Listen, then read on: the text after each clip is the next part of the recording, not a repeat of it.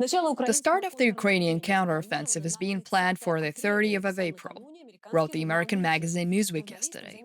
The journalist referred to another piece of secret information from the Pentagon as a source. At the same time, the direction that the counteroffensive will start in, and which settlements are its main targets, is not specified by the publication.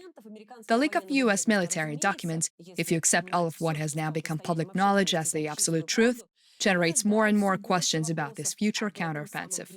Does Ukraine have enough military equipment for those operations?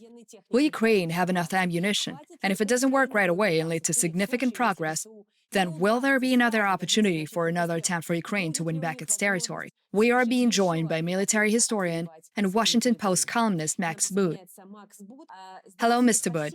Thank you for finding the time to join us. To get right to the point, should we be awaiting a counteroffensive on April 30th? According to your predictions, how realistic is this? I would be skeptical of leaks because nations are not generally in the habit of announcing in advance exactly when they're launching military operations. And even if there was a plan to launch it on April 30th, it could very well change because of this leak. So I would not put a lot of stock into the timing because it's very much to Ukraine's advantage to strike at a time and a place where the Russians don't expect it. Do you think it will be sooner or later than expected? I mean, I doubt that it's going to happen earlier. It could happen later. But again, this is just uninformed speculation. I mean, I think everybody knows that the offensive is coming, but this is kind of like the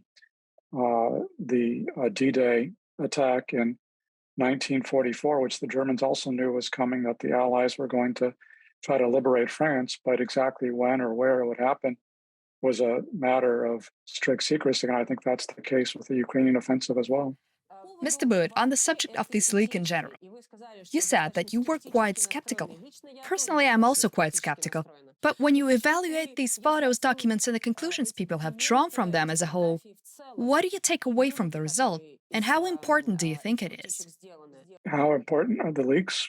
I don't think it's a huge deal because I don't think it really tells us that much that we didn't know in general terms already. I mean, US officials have not made any secret of the fact that, and the Ukrainians themselves haven't made any secret of the fact that they have shortages of ammunition, and the Ukrainians have long been complaining that they don't have as many armored vehicles or fighter aircraft as they would like for their military operations. And I think this just underlines some of the deficits in Ukrainian capabilities. But at the same time, the Ukrainians have shown pretty consistently that they can punch well above their weight, that they can do much better than expected, really starting from day one of this war last year, where Western military experts expected, and certainly Putin himself expected, that Russian troops would win the war in short order. And more than a year later,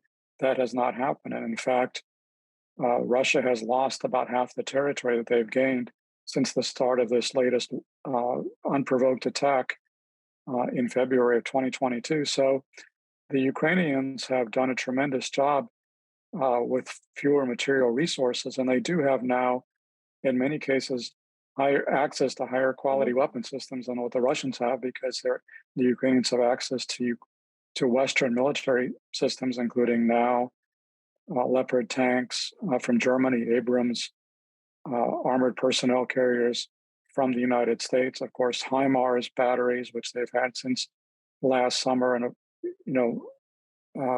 many other advanced Western weapon systems. So I think they still have, despite the deficits in their capacity that are underlined by the latest Pentagon leaks, I think that the Ukrainians still have real potential to deal the Russians another major setback, something that the Ukrainians have been doing pretty consistently for more than a year now. You talked about Western support and the weapons being sent to Ukraine. However, Kyiv is still maintaining that aviation and long-range weapons are necessary. Can we expect that those demands might realistically be fulfilled? And how would it affect the success of the counteroffensive if they are not? Well, the experience of the past year plus since the start of the unprovoked and illegal Russian invasion has been that the West has been very hesitant to provide Ukraine with weapons. But as the Ukrainians have shown that they are more than capable of standing their ground and using Western weapons effectively and responsibly, a lot of the Western inhibitions have dropped away. And so you've seen uh, a steady increase in the types of weapons that the West is willing to provide. Initially we were really limiting our aid to handheld weapons like Stinger anti-aircraft missiles or Javelin anti-tank missiles. But then last summer, we began providing heavier weapons like the HIMARS, rocket artillery, and more advanced anti-aircraft systems. Uh, Eastern European countries have been providing MiG-29s to Ukraine. Now, since January, the West has been providing Western tanks and armored vehicles. So I would never say never in terms of providing longer range rockets or Western fighter aircraft. In fact, I think we should have provided that long ago, and I'm hopeful that it will still be provided. Obviously, if we were to provide those kinds of capabilities, the Ukrainians would have much more military capability and their offensive would have a much greater chance of success. But I think even with the current state of their capabilities, they still have a decent chance of success because, I think the big thing that we've learned over the past year plus is that the Ukrainians are very motivated, very smart, and they have a very good military, whereas the Russian military, while larger, is not as well motivated. And they have often inept and corrupt leadership. And so they have not adjusted to the realities on the ground as quickly as the Ukrainians have done. So it's possible that the Russians could still improve their capacity to fight, but based on what's happened in the last year, it's clear that the Ukrainians have a more capable military, even if it remains smaller than the Russian one. You touched on it a little, but what position is Russia in? How would Putin be feeling? Do you think he's fine with dragging out the war? At this point, Putin's only option to win is to drag the war out because clearly his forces have not been able to advance on the ground. The Bakhmut offensive has been a disaster where the Russians have lost tens of thousands of troops and gained almost no ground.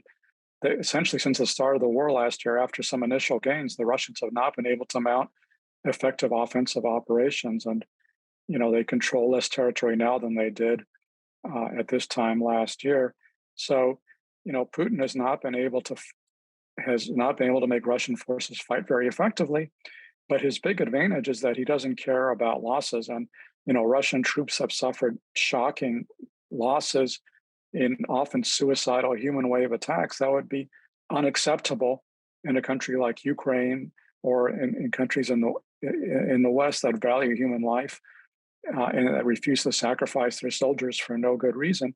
But that's not a problem for Putin. He's willing to kill as many Russian soldiers as he wants. And so I think he still gambles that he will have more staying power, that Russia will be able to suffer more casualties and keep going, whereas he thinks that either the Ukrainians will give up eventually and agree to negotiate and to recognize the gains that Russia has already made, or possibly that Western support for Ukraine will fracture at some point, although that certainly has not happened so far. But basically, his options at this point are either, to give up and negotiate from a position of weakness, or keep fighting, keep losing lots of Russian troops and hoping that he can outlast Ukraine and the West. And so that's clearly what his strategy is at the moment. That was Max Boot, military historian and Washington Post columnist. Thank you so much for finding the time to join us and hope to see you on the TV Rain broadcast again soon. TV Rain has started broadcasting in English so that you could get news about Russia, the war in Ukraine, and Russian society directly from the source. Russia's military is unable to stop Ukrainian forces. The Kremlin's newest propaganda target is now the LGBT community. TV Rain channel has been shut down in Russia many times. The last one happened at the beginning of March, when the war started. Мы временно приостанавливаем работу телеканала.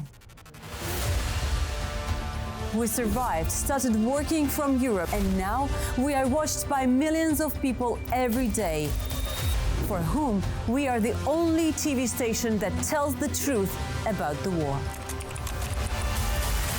Subscribe to our English channel TV Rain Newsroom on YouTube.